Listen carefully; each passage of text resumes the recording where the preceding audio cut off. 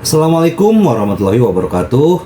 Salam sejahtera buat kita semua. Semoga kita semua dalam keadaan sehat jasmani dan rohani, tidak kekurangan satu apapun. Amin ya robbal alamin. Oke, Mimin akan melanjutkan cerita Liontin Giok Naganya. Tapi seperti biasa, bantu dulu tekan tombol like dan berkomentar juga Tuan dan Nona. Terima kasih sesudah dan sebelumnya.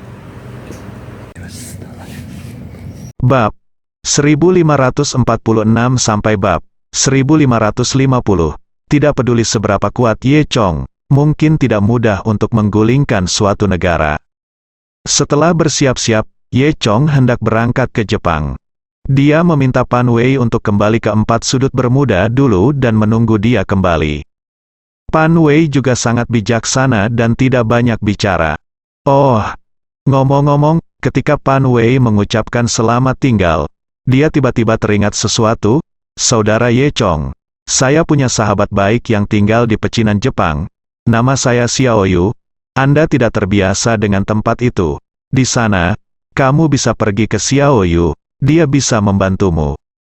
Ye Chong mengangguk, menuliskan nomor telepon dan alamat Xiao Yu, mengucapkan selamat tinggal pada Pan Wei, dan berangkat ke Jepang. Berangkat dari Istana Fenxiang, pergi jauh ke selatan, naik pesawat pribadi dan tiba di Jinling. Ye Chong belum siap berangkat dari ibu kota karena dia takut keberadaannya akan terungkap. Begitu dia tiba di ibu kota dan keberadaannya diketahui oleh Cao Dahua, saya khawatir Cao Dahua akan mengambil tindakan terhadapnya terlebih dahulu. Berangkat dari Bandara Internasional Jinling dan mengambil penerbangan internasional, dibutuhkan waktu 6 jam untuk terbang ke wilayah Jepang. Bagi negeri Tiongkok, Jepang hanyalah sebuah negara kecil, lebih mirip pulau berbentuk garis yang menempel di wilayah negeri Tiongkok. Negara Jepang tidak besar dan dikelilingi oleh laut. Di pesawat, Ye Chong mengambil buku panduan belajar mandiri bahasa Jepang. Dengan kemampuan Ye Chong saat ini, ia hanya membacanya selama 2 jam dan menjadi mahir berbahasa Jepang. Di bandara, dia bisa berkomunikasi dengan orang lain dalam bahasa Jepang yang fasih. Ye Chong mendarat di kota Taoki setelah meninggalkan bandara. Dia naik taksi dan menuju pusat kota. Berdiri di kota Taok, meski banyak terdapat gedung-gedung tinggi, namun dimanapun Anda berada, selama Anda melihat ke atas, Anda bisa melihat gunung salju berkepala putih di kejauhan, yang merupakan gunung Kyongshi paling terkenal di Jepang. Gunung Kyongshi adalah gunung nasional Jepang, awalnya merupakan gunung berapi yang sudah punah. Setiap tahun, wisatawan dari seluruh dunia mengunjungi Gunung Kyongshi ketika mereka tiba di Jepang. Dulu ada seorang penyanyi terkenal bernama Chen yang juga menyanyikan lagu yang sangat terkenal berjudul Di Gunung Kyongshi. Ye Chong melihat pemandangan sekitarnya sambil mengingat kembali pengetahuan Jepang yang diperolehnya. 1 jam kemudian, Ye Chong turun dari mobil di pusat kota, yang merupakan jalan komersial terbesar di negara Wa. Meskipun kota Taoki di kerajaan Wa kecil, kota ini juga merupakan salah satu kota besar paling makmur di Asia Timur jauh. Jalan komersial terbesar ini pun semakin ramai. Melihat sekeliling, banyak terdapat gedung-gedung tinggi. Di gedung-gedung tersebut terdapat papan reklame LED berukuran besar yang dipadukan dengan teknologi 3D mata telanjang, terus-menerus memutar iklan produk-produk terbaru dari beberapa perusahaan besar. Di jalan, ada banyak lalu lintas dan pejalan kaki. Pria umumnya berjalan dengan tas di tangan, dan para remaja putri itu mengenakan rok mini, berbicara dan tertawa saat mereka berjalan dalam kelompok kecil. Saat ini, Ye Chong sedang berdiri di persimpangan jalan yang diklaim sebagai persimpangan paling banyak diperdagangkan di dunia. Ada juga baliho yang digantung di gedung-gedung tinggi di semua sisi. Konon biaya iklan di sini 50 juta dalam 10 detik. Selama lampu jalan menyala hijau, Anda bisa melihat gelombang orang melintasi persimpangan tersebut. Menurut alamat yang diberikan kepadanya oleh Pan Wei, Ye Chong berjalan ke arah selatan di sepanjang jalan pejalan kaki. Setelah berjalan kurang dari 20 menit, dia sampai di China Street di kota Taoki. Di jalan Tionghoa ini, semua orang Tionghoa yang datang untuk tinggal dan bekerja di kota Taoki tinggal. Teman Pan Wei, Xiao Yu, juga tinggal di Chinatown ini. Setelah Ye Chong tiba, dia terhubung dengan Xiaoyu di telepon. Xiaoyu tampak sangat antusias, dia tahu bahwa ini adalah teman dan pacar Pan Wei. Xiaoyu menyuruh Ye Chong menunggunya di pintu sebuah kafe. Kafenya tepat di pintu masuk Chinatown, tidak jauh. Ye Chong berjalan dalam waktu kurang dari 10 menit. Meski semua orang yang tinggal di Chinatown adalah orang Tionghoa, toko-toko di kedua sisi jalan tetap didekorasi dengan gaya Jepang. Ada tirai besar di atas pintu toko, dengan beberapa guratan sederhana di atasnya, dan beberapa karakter Jepang yang tidak jelas tertulis di atasnya. Setelah melewati puluhan toko, Ye Chong melihat kafe itu. Di bawah papan nama besar berwarna hijau, ada jendela besar. Dari jendela terlihat dekorasi di dalam kafe ini sangat megah. Berdiri di pintu adalah seorang gadis langsing, setinggi Ye Chong, mengenakan sepasang sepatu kulit hitam dan stoking putih pendek yang mencapai betisnya. Dia hanya mengenakan rok biru tua yang lucu di kakinya, memperlihatkan sepasang kaki panjang berwarna putih, lurus dan panjang. Mengenakan kemeja putih di bagian atas tubuh, dengan rambut pendek disisir sampai ke telinga, keseluruhan orang terlihat murni dan cantik. Itu adalah teman Pan Wei, Xiaoyu. Xiaoyu memegang ransel berwarna merah muda di tangannya, dan ada liontin yang tergantung di ransel itu, yang merupakan gambar dari karakter anime terkenal Jepang, Dora Bedream, si robot anjing. Xiaoyu memakai earphone Bluetooth di satu telinga, mendengarkan musik di sana. Setelah itu, Ye Chong berjalan mendekat. Sekilas Xiaoyu mengenali Ye Chong dan berkata sambil tersenyum, "Kamu adalah pacar Wei Wei, kan? Aku pernah melihatmu di foto.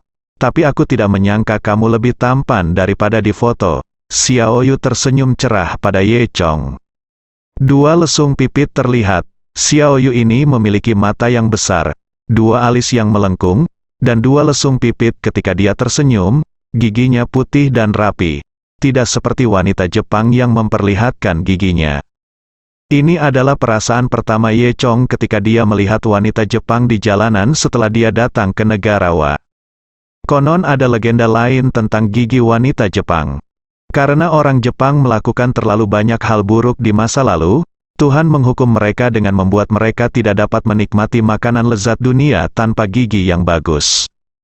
Mengenai pernyataan ini, Ye Chong tidak peduli apakah itu benar atau salah.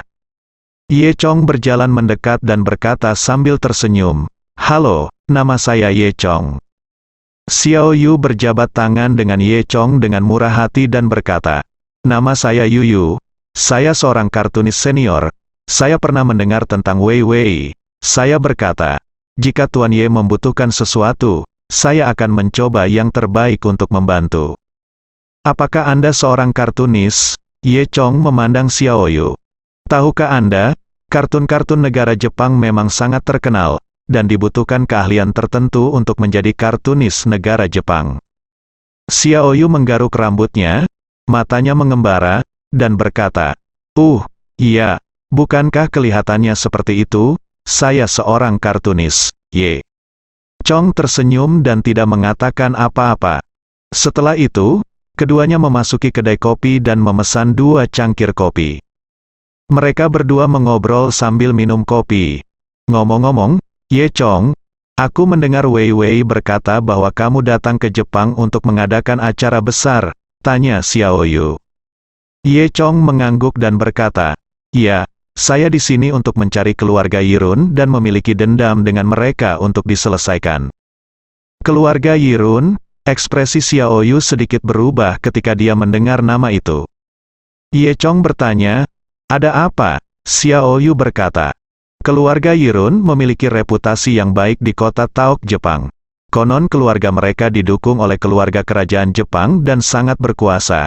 Hampir semua industri terkenal di kota Taok terkait dengan mereka. Semua orang tahu bahwa menjadi musuh keluarga Yirun di sini hanyalah meminta kematian. Tidak hanya di luar, bahkan 5 keluarga besar di Chinatown sebenarnya memiliki banyak koneksi dengan keluarga Yirun." Xiaoyu terdiam. Setelah jeda, dia merendahkan suaranya dan berkata, "Keluarga Fang di antara 5 keluarga besar, beberapa waktu lalu, karena masalah sepele, menyinggung keluarga Yirun. Konon sekarang mereka ketakutan setiap hari. Mungkin suatu hari nanti, mereka akan dihancurkan oleh keluarga Yirun. Ye setelah mendengar ini, Chong hanya mengangguk, yang tidak melebihi harapannya. Dengan kemampuan Yirun Huoli, dia bisa menjadi penguasa partai manapun. Terlebih lagi, di belakangnya ada Yirun Guangtian yang lebih kuat. Ye Chong bertanya lagi, Anda baru saja menyebutkan 5 keluarga besar di Chinatown. Tolong perkenalkan mereka kepada saya. Xiao Yu mengangguk, dan kemudian memperkenalkan hal-hal tentang Chinatown. Meskipun ada banyak orang Tionghoa yang tinggal di jalan Tionghoa di kota Qi ini, mereka diam-diam dijalankan oleh 5 keluarga. Seluruh Chinatown lebih seperti kota kecil, dan kelima keluarga ini adalah 5 penguasa di kota kecil. 5 keluarga besar adalah keluarga Fang, keluarga Wu, keluarga Chen, keluarga Wang dan keluarga Li yang disebutkan tadi. Mereka semua memiliki industrinya sendiri dan bertanggung jawab atas semua hak dan kepentingan di Chinatown. Saat Xiao Yu sedang memancar, teleponnya berdering. Xiao Yu menjawab telepon dan mengucapkan beberapa patah kata, dan matanya langsung menjadi bersemangat. Apa, Tuan Qinggang Bertman? Apakah kamu di rumah sekarang? Hebat, tunggu aku akan pergi sekarang. Setelah Xiao Yu selesai berbicara, dia bersemangat. Menutup telepon, Ye Chong bertanya dengan rasa ingin tahu, Qinggang Bertman. Xiao Yu mengangguk dan berkata, ya, dia adalah seorang kartunis terkenal. Dia memiliki kartun berjudul, Crayon Laosin, yang merupakan salah satu kartun paling terkenal di Jepang. Kami sudah lama mencarinya untuk membuat janji komik. Dikatakan bahwa dia telah selesai menggambar musim terbaru, Crayon Laosin. Penerbit kami menginginkan hak cipta komik eksklusifnya dan sedang bernegosiasi dengannya. Tapi lelaki tua ini cukup keras kepala. Xiao Yu sedang dalam suasana hati yang baik. Dan berkata sedikit lagi.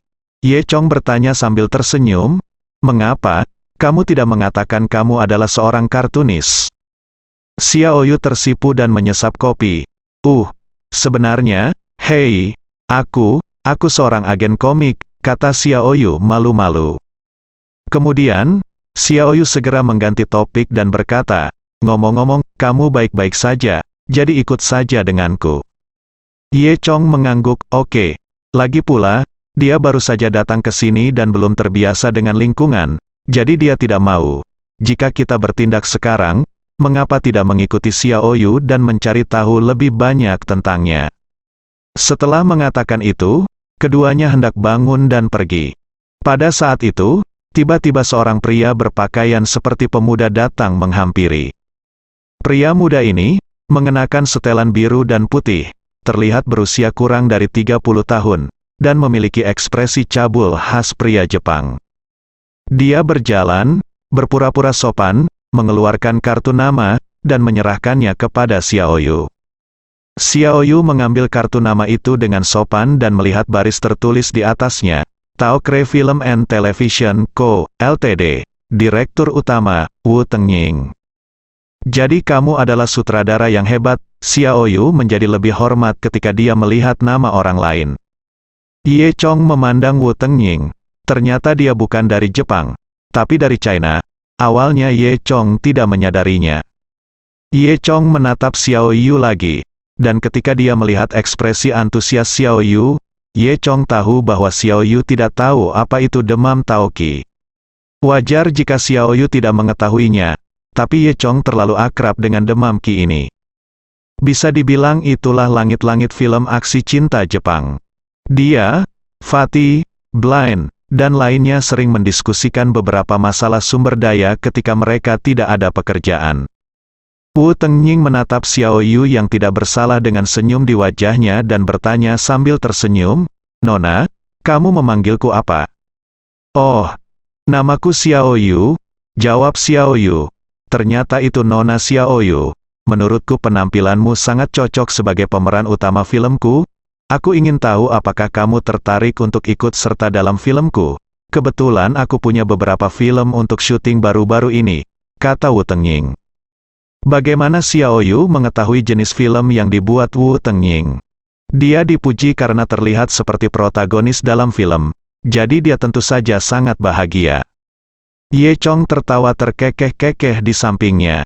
Dia berpikir dalam hati, jika Xiao Yu tahu jenis film apa itu, apakah dia akan marah? Tapi yang jelas, Xiao Yu tidak tertarik membuat film dan langsung menolak Wu Tengying. Maaf, Tuan Wu Tengying, masih ada yang harus saya lakukan, jadi saya pergi dulu. Dengan mengatakan itu, Xiao Yu dan Ye Chong ingin pergi. Saat ini, Wu Tengying tiba-tiba mengambil langkah ke depan dan langsung menghalangi jalan Xiao Yu. Nona Xiao Yu, saya pikir Anda harus mempertimbangkan untuk membuat film dengan saya. Anda akan menjadi pahlawan wanita dan saya akan menjadi pahlawan. Bagaimana dengan itu? Saya seorang pria dengan 18 keterampilan unik di tempat tidur, Wu Tengying berkata dengan tatapan jorok. Saat ini, Xiao Yu akhirnya melihat petunjuknya. Wajahnya sedikit merah, tapi dia masih berkata dengan sopan, "Tuan, tolong minggir." Wu Tengying menyapu tubuh Xiao Yu ke atas dan ke bawah dengan niat buruk. "Hei, bagaimana jika saya tidak menyingkir?" Xiao Yu berkata agak kesal, "Aku sudah bilang, aku tidak akan membuat film denganmu." Wu Tengying tersenyum, "Kamu harus syuting hari ini atau tidak, karena orang yang aku suka tidak bisa mentolerirmu." Mendengar ini, Ye Chong menggelengkan kepalanya. Dia tidak menyangka sutradara yang bermartabat dan seksi itu ternyata adalah orang seperti itu. Entah berapa banyak gadis yang demam tauki yang terpaksa berfoto seperti ini. Bagaimana bisa ada alasan seperti itu? Xiao Yu berkata, "Apakah kamu masih menganiaya orang? Bisakah kamu menjadi pelanggar hukum?" Wu Tengying terkekeh, "Di Chinatown, saya pelanggar hukum, karena nama keluarga saya adalah Wu." Xiao Yu pingsan gugup, dia berkata, "Kamu, apakah kamu dari keluarga Wu?"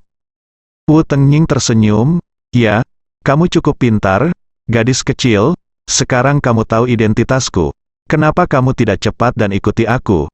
Jangan khawatir, kamu akan sangat menikmatinya." Xiao Yu mendengus, tidak, sama sekali tidak.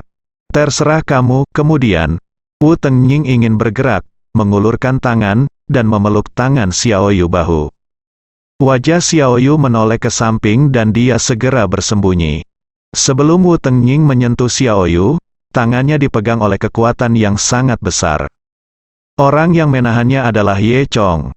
Ye Chong mencubit pergelangan tangan Wu Tengying, lalu membantingnya ke belakang, membuang Wu Tengying. Wu Tengying mundur beberapa langkah, menabrak meja di belakang, lalu berhenti, hanya mengenai pinggang dan matanya, menyebabkan dia menyeringai kesakitan. "Apa-apaan ini? Siapa kamu? Beraninya kamu menyentuhku? Saya pikir kamu tidak ingin hidup." Wu Tengying memarahi. Begitu suara itu turun, sekelompok orang tiba-tiba bergegas masuk. Di tangan orang-orang tersebut, mereka semua membawa berbagai senjata seperti pisau dan batang besi. Perkelahian ini membuat takut para pelayan di kafe. Pelayan itu dengan cepat membungkuk dan meminta maaf, tetapi dia diusir oleh seseorang. Jelas sekali, kelompok orang ini adalah anggota organisasi bawah tanah. Namun yang mengejutkan Ye Chong adalah usia rata-rata kelompok orang ini adalah sekitar 50 tahun, menjadikan mereka kelompok pejuang paruh baya dan lanjut usia. Apakah ini semua anak buah Wu Tengying? Wu Tengying ini tampaknya memiliki beberapa kemampuan. Mengapa dia menemukan sekelompok orang tua seperti itu sebagai bawahannya? Ye Chong bingung.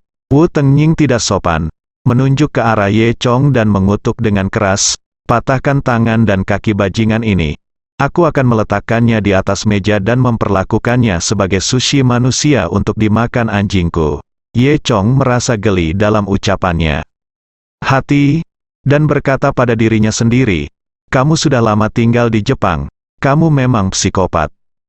Wu Tengying memberi perintah, dan semua orang bergegas menuju Ye Chong.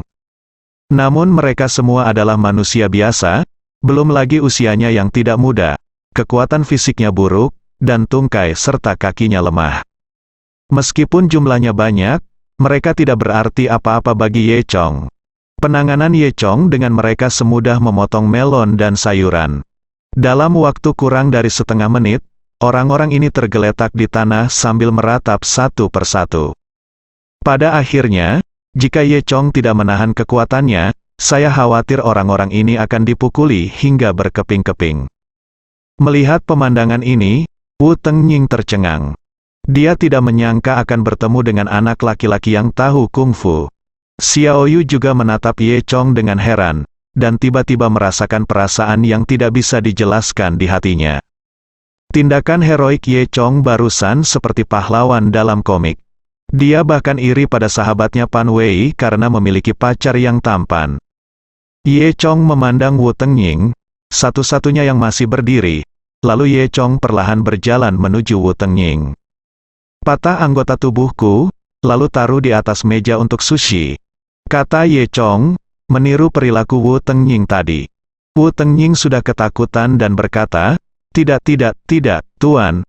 Saya baru saja bercanda, saya bercanda. Ye Chong mendengus dingin dan berkata, tapi Anda memaksa gadis-gadis untuk merekam film kecil Anda? Bukankah ini sebuah lelucon? Saya tidak tahu berapa banyak gadis yang telah Anda sakiti sebelumnya. Hari ini saya akan membalaskan dendam mereka. Melihat Ye Chong semakin dekat, Wu Tengying menjadi ketakutan dan berkata dengan cepat, kamu, apa yang akan kamu lakukan? Anda berani menyentuh saya, izinkan saya memberitahu Anda. Saya dari keluarga Wu di Chinatown, Anda belum pernah mendengarnya, kan? Ye Chong tersenyum, saya berspesialisasi dalam mengalahkan Anda. Anjing tua dari keluarga Wu. Ketika Wu Tengying hendak mengatakan sesuatu yang lain, Ye Chong sudah menendang kaki Wu Tengying. Hanya terdengar bunyi klik dan kaki Wu Tengying pun ditendang. Wu Tengying berteriak, semua orang di sekitar tercengang. Mereka tidak menyangka Ye Chong akan begitu kejam. Kemudian, beberapa teriakan lagi terdengar dari kedai kopi. Ini Wu Tengying, semua anggota badannya dibuang oleh Ye Chong. Ketika Ye Chong dan Xiao Yu keluar dari kedai kopi, di atas meja di kedai kopi, ada seorang pria yang seluruh anggota tubuhnya lumpuh. Itu adalah Wu Tengying. Wu Tengying membuat sushi yang digulung, sambil berkata, anggota tubuhnya dibuang dan diubah menjadi sushi. Meski menyenangkan untuk ditonton saat itu, Xiao Yu sedikit takut. Dia berkata kepada Ye Chong, Wu Tengying ini, dia berasal dari keluarga Wu. Keluarga Wu adalah salah satu dari 5 keluarga besar di Chinatown. Kali ini kamu telah menyinggung seseorang yang tidak seharusnya tersinggung. Ye Chong baru saja tertawa. Tidak mengatakan apa-apa, padahal, semua ini dia lakukan dengan sengaja, karena kata Xiao Yu, kelima keluarga besar ini semuanya ada hubungannya dengan keluarga Yirun. Oleh karena itu, Ye Chong ingin melihat apakah dia dapat menarik orang-orang dari keluarga Yirun melalui metode ini. Ye Chong menanyakan satu hal lagi kepada Xiao Yu, mengapa orang-orang dari organisasi bawah tanah Wu Tengying tampak begitu tua? Xiao Yu memberitahu Ye Chong bahwa ini sebenarnya normal karena organisasi bawah tanah tidak lagi populer di Jepang. Jarang sekali generasi muda zaman sekarang yang mau bergabung dengan organisasi bawah tanah, dan generasi tua organisasi bawah tanah tidak bisa menyerap darah segar, sehingga mereka hanya bisa mengandalkan mereka untuk mendukung mereka. Jadi meskipun mereka sudah sangat tua, mereka tetap keluar dengan membawa pedang dan senjata untuk berperang dan membunuh. Ketika Ye Chong mendengar alasan ini, dia tidak tahu apakah harus tertawa atau menangis. Setelah keduanya meninggalkan kafe, mereka naik taksi dan meninggalkan Chinatown. Setelah setengah jam, keduanya tiba di distrik Dingtian, kota Taoqi. Ini dianggap sebagai kota tua, dengan sejumlah bangunan tua, sebagian besar merupakan villa keluarga tunggal. Ye Chong mengikuti Xiao Yu, berjalan melewati gang sempit sebentar, dan kemudian sampai ke pintu villa keluarga tunggal di lantai 2. Saat ini, ada seseorang yang menyelinap di depan pintu. Ketika dia melihat Xiao Yu datang, dia bergegas mendekat secara diam-diam. Ternyata dia adalah rekan Xiao Yu, seorang pria Jepang bernama Noda-kun. Noda-kun, apa kabarmu? Tanya Xiao Yu. Noda-kun berkata, Tuan Kinggang Bertman, dia telah kembali ke vilanya, dan dia belum keluar. Hebat, kali ini orang tua itu bisa dianggap diblokir, kata Xiao Yu. Kemudian, Xiao Yu mengambil tindakan untuk menghibur dirinya dan berkata, kali ini, Saya harus membiarkan Tuan Aoka Bertman menjual kepada saya hak cipta edisi terbaru, Crayon Old Sin, secara eksklusif. Noda-kun mengangguk. Ayolah, Noda-kun, terima kasih atas kerja kerasmu. Serahkan sisanya padaku, kata Xiaoyu. Karena itu, Xiaoyu berjalan ke pintu villa dan menekan bel pintu. Ye Chong juga berjalan mendekat. Setelah beberapa saat, sebuah suara tua datang dari pengeras suara bel pintu, bertanya, siapa itu? Xiaoyu berkata, Tuan Qinggang, ini saya, Xiaoyu. Ternyata itu Xiaoyu, tidak ada seorang pun di rumah. Xiaoyu berkata, mengapa tidak ada siapa-siapa? Saya mendengar suara Anda. Ini bukan saya, ini suara robot. Xiaoyu tampak tak berdaya. Tuan Qinggang, saya tahu Anda ada di rumah. Kemampuan menggambar komik. Kamu kalau bisa, buka pintunya. Tidak ada suara dari pengeras suara. Jika kamu tidak membuka pintu, kami akan memanjat tembok dan masuk, kata Xiaoyu. Setelah beberapa detik hening, Qinggang Bertman akhirnya membuka pintu. Lalu, Xiaoyu dan Ye Chong masuk. Dekorasi di halaman villa ini terlihat sangat sederhana. Di tengah halaman hanya terdapat sebuah meja batu. Di samping meja batu tersebut terdapat dua pohon sakura yang relatif banyak tumbuh di jalan. Keduanya berjalan melintasi halaman dan memasuki villa. Saya melihat seorang lelaki tua dengan piyama berdiri di depan pintu. Orang tua itu tidak tinggi, hanya sekitar 1,6 meter, dan samar-samar terlihat beberapa helai rambut putih di kepalanya yang botak. Dia memakai kacamata tebal, tangan di belakang punggung, dan dia bisa melihat dua gigi tanggal saat dia tersenyum. Oh, ternyata itu Nona Xiaoyu. Robot tadi hampir tidak mengizinkan Nona Xiaoyu masuk. Saya sudah memarahinya. Hei, Nona Xiaoyu, cepat masuk. Silakan masuk cepat. Manusia burung Qinggang tampak sangat bersemangat. Dan penampilannya saat dia menolak orang yang jaraknya ribuan mil jauhnya benar-benar berbeda. Bahkan Ye Chong pun curiga. Mungkinkah yang dia katakan tadi benar-benar robot? Manusia burung Qinggang memandang Xiaoyu dengan tatapan mesum. Ye Chong tidak menyangka bahwa dia ternyata adalah orang tua mesum. Tapi itu juga sangat masuk akal. Kalau bukan karena orang tua mesum, siapa yang bisa membuat komik seperti Crayon Old Man? Nona Xiaoyu, sudah lama sekali sejak terakhir kali aku melihatmu. Dia menjadi semakin cantik. Manusia burung Qinggang mengangkat kacamatanya dan berkata dengan tatapan tidak senonoh. Padahal di Jepang, industri komik sangat makmur dan terkenal hingga ke seluruh dunia.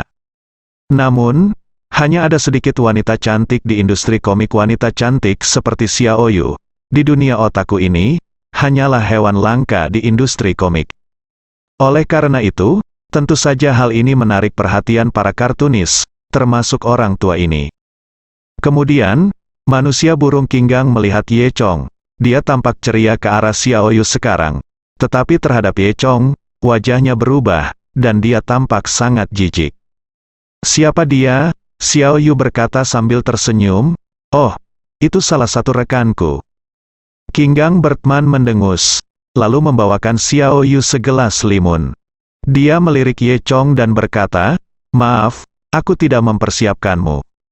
Ye Chong benar-benar tercengang. Kemudian, Qinggang Bertman duduk di sebelah Xiaoyu dan berkata sambil tersenyum, ngomong-ngomong, Xiaoyu, apakah kamu ingin bermain game denganku hari ini? Kita sudah lama tidak bermain catur berantai. Aku sungguh tidak sabar untuk bermain catur dengan Xiaoyu. Xiaoyu tersenyum manis dan berkata, tidak apa-apa, tetapi Tuan Qinggang, sebenarnya saya datang ke sini hari ini karena ada hal lain. Saya mendengar bahwa edisi baru, Crayon Laosin, Anda telah selesai. Saya tidak tahu apakah saya bisa melakukannya. Di mana Lu Tengko, Ltd., agen eksklusif kita. Begitu hal ini disebutkan, ekspresi Qinggang yang aneh tiba-tiba berubah, dan tatapan menyipitkan mata tidak lagi ada di semua. Ini tidak bisa dilakukan, Xiaoyu mulai berkata dengan genit. Hei, Tuan Qinggang, berjanjilah padaku, tidak bisakah? Bahkan Ye Chong tidak tahan dengan penampilan Yuyu, tekanan darah melonjak ke atas. Tidak, Tidak, manusia burung Kinggang ini sangat berprinsip. Xiaoyu mendengus, aku kenal Tuan Kinggang, kamu sama sekali tidak baik padaku. Melihat ekspresi marah Xiaoyu, Kinggang Bertman langsung ketakutan. Hei, dia tersenyum dan berkata, apa yang kamu bicarakan, itu adalah yang terbaik untuk Xiaoyu kita. Dia berhenti sejenak dan melanjutkan, namun, naskah edisi baru, Crayon Old New, saya akan dilelang di pameran komik besok. Jika Anda mau, pergi saja ke pelelangan, Xiaoyu mendengus, jelas tidak puas dengan pengaturan ini. Kinggang Bertman berkata, saya tidak punya pilihan selain, Nona Xiaoyu, saya punya ide baru sekarang, merencanakan komik baru, saya pikir ini pasti akan sukses besar. Saya dapat mentransfer hak cipta komik ini terlebih dahulu, ini dia. Benarkah? Xiaoyu jelas tidak tertarik dengan apa yang disebut komik baru ini. Namun, kalau bicara soal komik, lelaki tua itu mulai berbicara tanpa henti. Kinggang Bertman melanjutkan, komik saya didasarkan pada laut dan menggambarkan kehidupan seorang bajak laut. Saya ingin menciptakan seorang pria yang ingin menjadi raja bajak laut. Pria ini akhirnya menjadi raja bajak laut melalui usahanya yang tak henti-hentinya dan bantuan beberapa temannya. Ceritanya, bagaimana? Bukankah itu sangat berharga? Xiaoyu mendengus, tetapi tidak mengatakan apa-apa. Saya memutuskan untuk menggambar komik ini sebanyak 5.000 episode. Saya khawatir saya tidak akan bisa menyelesaikannya di hari kematian saya. Jadi, saya masih berpikir, haruskah saya mencari penggantinya? Aoka Bertman dia. Berkata fasih, Xiaoyu menjadi tidak sabar. Dia hanya menginginkan hak cipta, krayon lama dan baru, dan dia memohon sebentar. Namun, Kinggang Bertman memang sangat berprinsip, dan dia tidak setuju dengan Xiaoyu dari awal sampai akhir. Xiaoyu tidak punya pilihan selain mengucapkan selamat tinggal dan kembali mempersiapkan lelang besok. Itu benar, sebelum pergi, Kinggang Bertman sepertinya merasa telah membuat Xiaoyu tidak bahagia. Jadi dia segera menceritakan sebuah rahasia kecil. Dia berkata, saya dapat memberitahu Anda berita orang dalam, akan ada kelas berat yang menghadiri pameran besok, dikatakan bahwa dia berasal dari keluarga Yirun, begitu kata-kata ini keluar, mata Ye Chong berbinar. Faktanya, kekuatan keluarga Yirun tersebar di berbagai industri di seluruh kota Taoqi. Wajar saja jika keluarga Yirun tidak akan terlibat dalam dividen besar seperti komik. Lagi pula, komik Crayon Laosin sedang menduduki puncak industri komik, jadi wajar jika keluarga Yirun muncul besok. Ye Chong awalnya tidak ingin berpartisipasi dalam pertemuan komik ini. Namun, ketika dia mengetahui bahwa orang-orang dari keluarga Yirun akan datang, dia menjadi tertarik. Ye Chong setuju dengan Xiaoyu untuk menghadiri pameran komik bersama besok. Keesokan harinya, Ye Chong mengikuti Xiaoyu ke pameran komik. Pameran komik ini diadakan di Comic Center Kota Taoqi yang diadakan setiap triwulan sekali dan sangat megah. Saat ini, semua nerd di seluruh negeri, serta para gadis pecinta komik, akan dengan senang hati berpartisipasi dalam acara komik ini. Tentunya selain para cowok dan cewek yang murni menyukai komik ini, berbagai agensi komik juga akan bermunculan. Ada juga beberapa manga pendatang baru yang ingin memamerkan karyanya di sini dengan harapan ada yang mengapresiasinya. Karena dalam pameran tersebut para agen berbagai komik akan datang untuk memilih, memiliki potensi lebih, atau bersaing memperebutkan hak cipta dari beberapa komik populer saat ini. Misalnya, Crayon Old and New karya Tuan Aoka Torito, manga edisi terbaru, akan dilelang secara publik untuk mendapatkan hak cipta hari ini. Oleh karena itu, pameran komik hari ini semakin ramai. Setelah Ye Chong dan Xiaoyu turun dari tram, mereka melihat sebuah kotak melingkar besar. Saat ini matahari sangat cerah, langit biru dan awan putih, angin sepoi-sepoi bertiup. Di tengah alun-alun besar terdapat air mancur musikal yang saat ini sedang memutar musik komik yang penuh gairah, dan air jernih terus-menerus disemprotkan dari air mancur tersebut. Di bawah sinar matahari, kabut membentuk pelangi. Saat ini alun-alun juga ramai dikunjungi orang, banyak pemuda dan pemudi berpakaian aneh, bergandengan tangan, atau berkelompok kecil, memegang makanan enak sambil tertawa-tawa sepanjang jalan. Banyak orang berdandan seperti karakter buku komik, yang disebut cosplay. Ada juga beberapa anggota staf yang mengenakan pakaian boneka, yang dengan antusias menunjukkan jalannya kepada semua orang. Dari pintu masuk alun-alun besar, berbagai bendera dan iklan warna-warni mulai dipasang. Di atasnya terdapat gambar tokoh komik populer. Iklan dengan bendera berwarna di kedua sisinya membentuk sebuah lorong, memanjang hingga ke alun-alun besar. Di sepanjang lorong, di ujung, ada sebuah gerbang. Adalah basis kartun paling terkenal di kota Taoki. Pameran komik hari ini diadakan di sini. Alun-alun utama sudah penuh sesak dengan orang, tapi jumlah orang di pangkalan manga tidak terhitung. Banyak pria dan wanita muda dan modis berdandan seperti karakter kartun dan berjalan masuk dengan tidak hati-hati. Di antara mereka, karakter komik yang paling banyak di cosplay adalah Doraemon, Crayon Laosin, dan bahkan dua pria yang berdandan seperti gadis penyihir. Ye Chong bahkan melihat 7 orang berpakaian seperti bayi labu. Xiaoyu mengeluarkan tiket masuk dan berjalan masuk bersama Ye Chong. Sambil berjalan, Xiaoyu memperkenalkan situasinya kepada Ye Chong. Xiaoyu berkata kepada Ye Chong, di pameran komik ini, tidak hanya berbagai komik yang dapat dilihat, tetapi juga ada figur buatan tangan dari berbagai karakter komik, yang juga sangat menarik. Berbicara tentang ini, ekspresi Xiaoyu tampak seperti menjadi sangat bersemangat. Buatan tangan terobsesi. Apalagi akan ada beberapa patung yang sudah tidak lagi dicetak, yang sangat berharga. Dulu ada patung, dan di pameran komik itu terjual 10 juta. Harga mahal, kata Xiaoyu. Tentu saja 10 juta katanya mengacu pada koin Jepang, yaitu koin emas Jepang. Faktanya, Ye Chong tidak memahami hal ini. Dia tidak mengerti. Itu hanya mainan, dan semuanya adalah karakter virtual. Bagaimana bisa begitu menarik? Mereka berdua terus berjalan maju di antara kerumunan dengan pakaian aneh, seolah-olah mereka berdua memakai pakaian biasa, lebih seperti pakaian aneh. Keduanya berjalan sekitar 20 menit sebelum mereka berjalan dari pintu ke pintu masuk ruang pameran pusat. Bukan karena jaraknya yang jauh, melainkan karena terlalu banyak orang sehingga sangat mempengaruhi kecepatan berjalan. Terletak di ruang pameran pusat basis manga, hampir dapat dikatakan bahwa ini adalah tempat yang dirindukan oleh banyak penggemar manga di Jepang. Di ruang pameran pusat akan terdapat komik-komik tingkat lanjut dan berbagai produk periferal. Lelang Crayon Old Heart hari ini juga diadakan di ruang pameran. Untuk memasuki ruang pameran pusat, diperlukan tiket dengan tingkat yang lebih tinggi. Xiaoyu, sebagai agen manga, tentu saja memiliki tiket seperti itu. Dia mengeluarkan tiket dan memeriksanya untuk penjaga, dan keduanya masuk. Begitu Anda memasuki gerbang ruang pameran, ada ruang sinar matahari.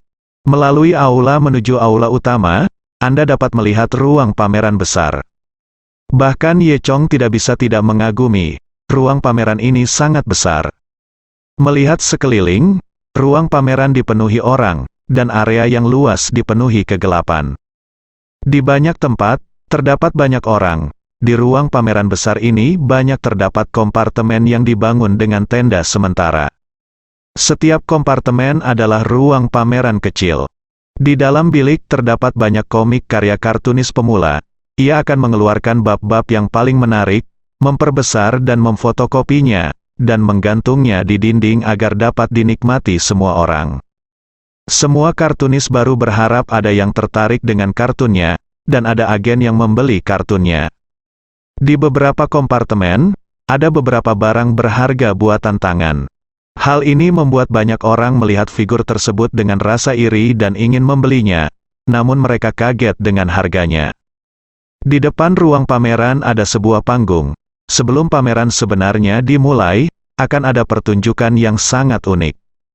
Ye Chong dan Xiaoyu berjalan-jalan, dan Yu Yu sangat tertarik dengan sosok itu. Tapi Ye Chong hanya merasa bahwa hal-hal ini sangat sulit untuk dia hargai. Setelah itu, Xiaoyu memimpin Ye Chong ke area barisan depan. Di area barisan depan ini terdapat lebih dari 10 tenda kecil dan gubuk. Namun, ini bukanlah ruang pameran, melainkan lounge. Merupakan tempat peristirahatan para pedagang komik besar yang akan mengikuti lelang hari ini. Sebagai agen komik, Xiaoyu tentu saja memiliki ruang santai. Semua orang di ruang tunggu memiliki identitas yang mirip dengan Xiaoyu. Mereka semua adalah agen komik.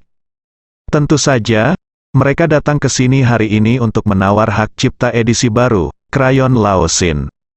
Ketika Xiaoyu melihat begitu banyak pesaing, dia tidak bisa menahan nafas. Dia dan Ye Chong duduk kembali di bilik mereka. Ye Chong, sebaliknya, melihat tenda emas yang sangat mempesona. Di dalam tenda emas terdapat sebuah bangku yang di atasnya tergeletak seorang pria bersila sambil memegang buku komik sambil cekikikan. Sikap orang ini berbeda dengan orang-orang di tenda lainnya. Orang lain memasang ekspresi gugup di wajah mereka, dan mereka selalu mengamati lawan di sekitar mereka, untuk melihat siapa yang berpotensi bersaing dengan diri mereka sendiri. Dan orang ini sepertinya tidak mempedulikan apapun, hanya membaca komik di sana, entah itu rasa percaya diri, atau dia sudah menyerah pada dirinya sendiri. Tak lama kemudian, seorang wanita berkostum gadis cantik dan pria kuat naik ke atas panggung. Dia memegang mikrofon dan berkata kepada semua orang, "Semuanya, selamat datang semuanya. Pameran komik kita musim ini akan segera dimulai." Begitu suara itu turun, ada tepuk tangan dan sorak-sorai yang sangat hangat di sekeliling. Kemudian, dia melanjutkan, "Sesuai dengan kebiasaan yang biasa, kami akan mempersembahkan program yang sangat menarik untuk Anda terlebih dahulu, dan kali ini, para tamu yang kami undang pasti tidak akan mengecewakan Anda, karena kami telah mengundang Nona Hanazawa Mingcai untuk semuanya." Mendengar nama masakan Huaze yang terkenal ini, semua orang langsung bersorak, hampir merobohkan atap rumah. Ye Chong mungkin tidak mengetahuinya, tapi siapapun yang pernah berkecimpung di dunia komik pasti tahu nama ini. Hanazawa Mingcai adalah pengisi suara paling terkenal di industri manga Jepang, dan telah mengisi suara karakter manga yang tak terhitung jumlahnya.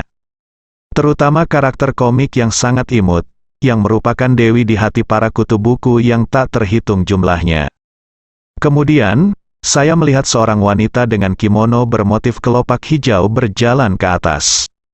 Wanita ini gemuk, belum lagi cantik, tapi cukup imut, dan dia tidak tinggi. Dia mengambil mikrofon, berjalan ke atas panggung, dan berkata kepada penonton dengan suara yang sangat keras, "Halo semuanya, saya Hanazawa Mingcai, dan saya Sakura favoritmu." Tentu saja, Sakura adalah nama karakter komik.